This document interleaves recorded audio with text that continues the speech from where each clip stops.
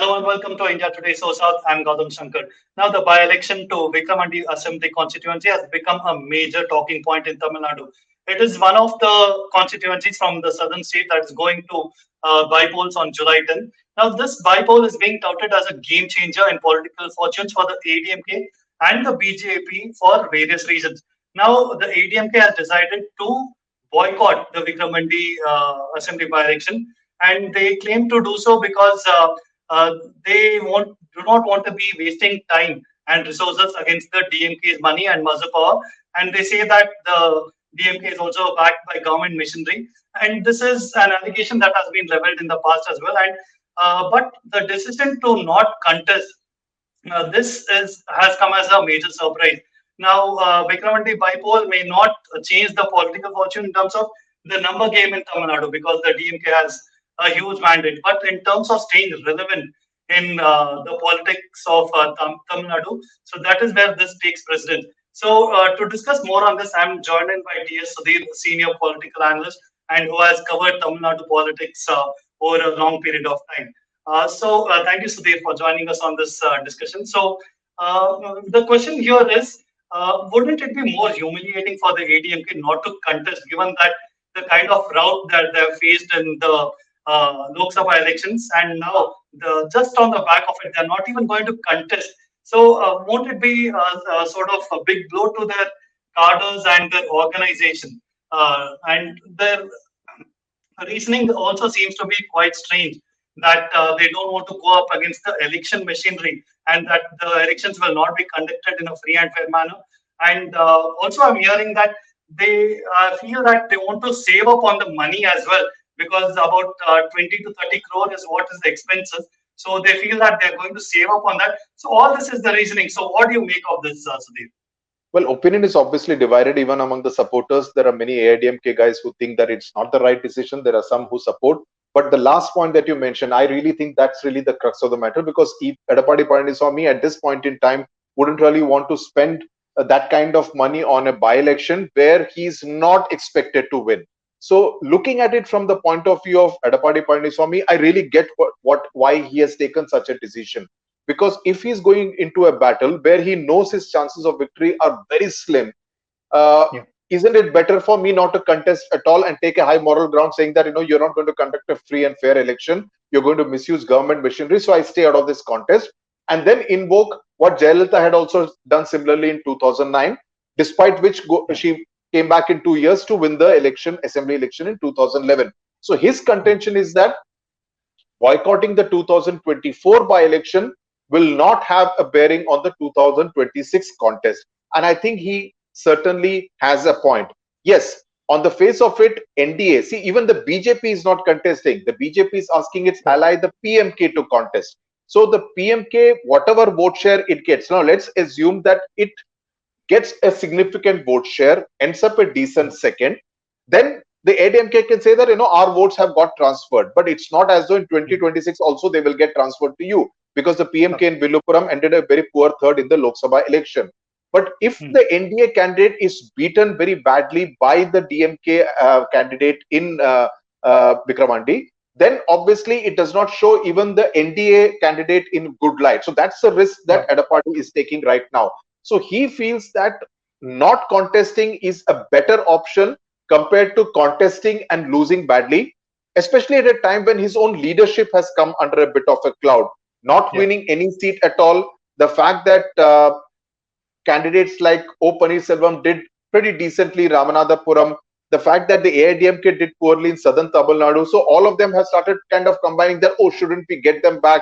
We are now become a very Gounder party, a very Kongu belt party. So we are becoming more and more sub-regional, because Chennai we have lost ground, even in northern Tamil Nadu, because we did not get into the alliance with the PMK. So we have lost ground in Dharmapuri, in the northern part of Tamil Nadu, and southern part of Tamil Nadu, because the likes of TTV Dinakaran and OPS are no longer with us. We are losing ground also only in western part of Tamil Nadu, and there also in Coimbatore, for whatever reasons, we ended up third.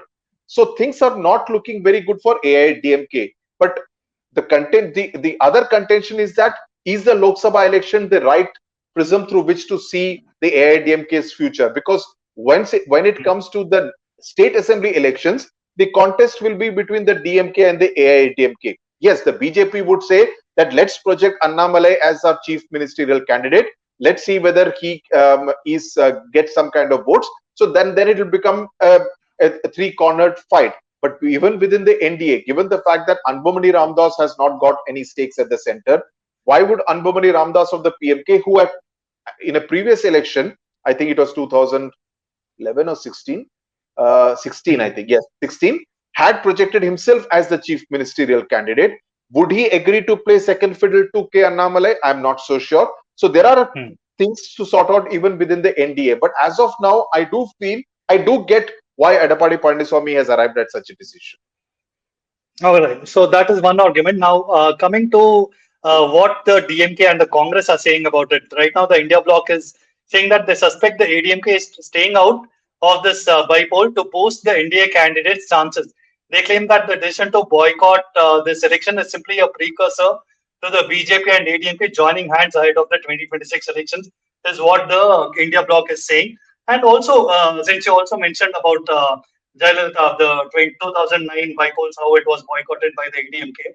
Now, it seems a little bizarre, isn't it? Because the situation and scenario was quite different then, because they didn't have an NDA. It was a direct contest between the DMK and the ADMK, and Jayalalitha has this rich political legacy, and she could single-handedly win elections by herself, which is not the case this time, and the NDA is actually breathing down its neck. So, how do you see this playing out? Do you agree with the India bloc's argument that they are trying to sort of stitch up an alliance very softly in the background, or having to take them on because either way it doesn't bode well for EPS in either case, doesn't it?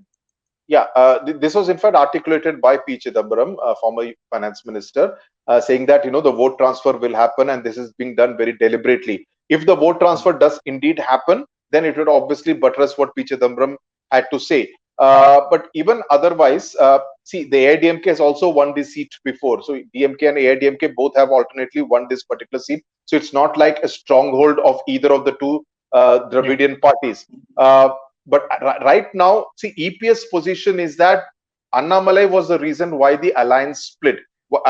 Alliance is no longer there because Annamalai had said things against CN Annadurai and Jayalalitha, both of which are unacceptable to the AIADMK. So he in fact goes in the offensive saying that, someone like an OPS, someone like a TTV Dinakaran are still okay to ally with the BJP despite those kind of comments. Whereas I am taking this principled position. So going forward, I think the next 24 or less than 24 months in Tamil Nadu will see a churning of some sort because there will be some people within the AIADMK who would, in their respective constituencies, if they feel that by themselves, if the BJP candidate or if the NDA candidate is also equally strong, then between the two of us, we'll only end up splitting the anti-DMK vote and the DMK would end up gaining despite the anti-incumbency against it.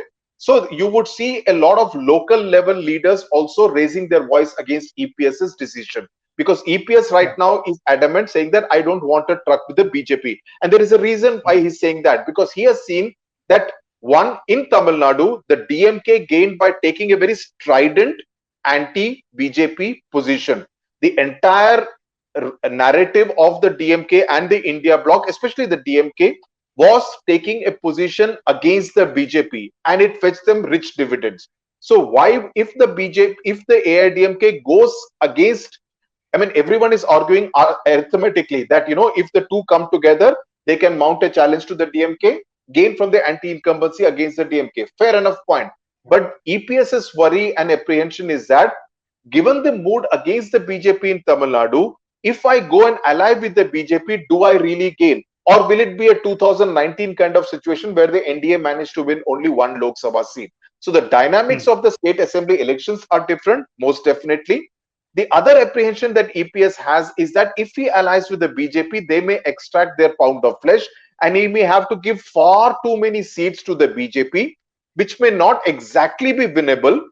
And even if he wants to make it winnable for the cause of the larger alliance, it will mean that the AIADMK vote will have to get transferred to the BJP, just like it did in 2021. where the BJP won, I think, 4 assembly seats. So I will be making them win and making them stronger. So you see I mean, he has to work out a lot of permutations and combinations, Correct. both short term and long term, while also taking care of different points of view within the AIDM. Right. This Vikramandi by-election, like you rightly pointed out, has turned out to be something that highlights a lot of permutations and combinations that Edapadi Palaniswamy will have to solve. Now, also shifting a little bit away from the bypoll itself, I want to talk about the pressure being exerted by people like VK Sasikala or even O Pannirselvam that ADMK needs to come together. Now, even if this sort of puts EPS in a driving seat, doesn't it? Even if BJP wants to reconcile with them, the ADMK could actually become a potent force going forward into the 2026 election, regardless of what happens in this bypoll. So, what do you feel? Should this reconciliation happen with both the leaders who separated and also the BJP, or how do you think EPS is going to play this? See, I think this dual leadership formula that the AIADMK experimented with was not really a success. Given the fact that EPS and OPS never saw eye to eye, this whole thing of OPS being the main person in the party and EPS being the chief minister, I think it only led to confusion and more camps being formed within the AIADMK. So I don't think that's going to work very well. So if OPS wants to return and EPS is willing to have him back in the party, it will have to be on EPS system. OPS derives his strength from his proximity to the BJP leadership. But how much of a factor will the BJP be in getting this AIADMK together? And then for AIADMK, because an AIADMK plus BJP plus PMK will definitely on paper be a potent force, given the fact that Tamil Nadu has the tradition of changing governments every 5 years, plus also the fact that there is huge anti-incumbency against the DMK. They will also have to factor in the possibility of actor Vijay coming into the electoral fray, forming a party. How that will play out, we can't say it right now, because whether we have seen many superstars coming into politics and not really being a success story. So whether Vijay will meet the same fate or whether he will be a success story, we can't say. So Tamil Nadu at this point of time is undergoing a lot of political churning. And I think it will take a lot of time before it kind of settles down. A lot of decisions will have to be taken by EPS.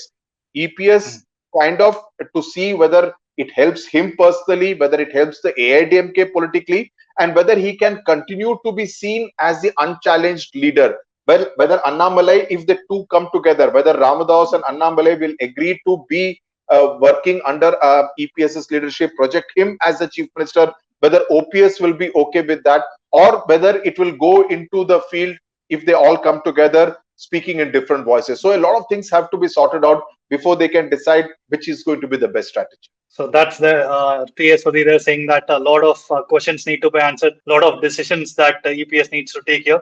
So we would like to know from you, the viewers, basically, is it a wise decision by the ADMK to stay out of the bypolls this time in Vikravandi? Will it prove to be counterproductive, which could help the PMK consolidate the ADMK votes, and this could essentially give bragging rights to the NDA, even if they finish in the second place?